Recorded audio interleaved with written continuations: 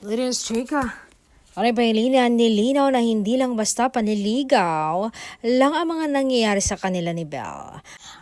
May mas malalim pang dahilan. Sa Adidani, hindi ko inaakalang darating sa point na yung ginagawa ko kay Belle ay hindi na lang basta panliligaw. Kasi habang lumalapit ako sa kanya, mas nararamdaman kong iba siya. At dahil doon, mas naging seryoso ang lahat ng ginagawa ko kahit yung maliliit na bagay.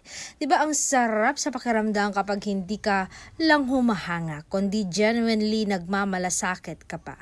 Hindi na ito tungkol sa pagpapakita ng effort, kundi sa pagiging nandito kahit hindi laging madali. Para kang pahinga sa gulo ng araw at siya yung dahilan kung bakit hindi ako sumusuko.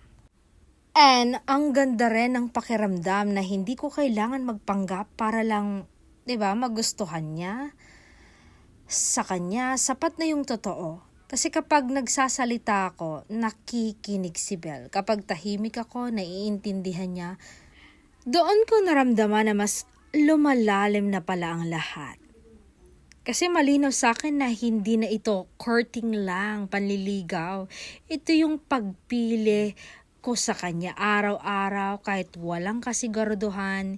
Hindi dahil kailangan, kundi dahil sa gusto ko. Kasi si Belle yan. Si Belle ay yung worth ng more than just courting.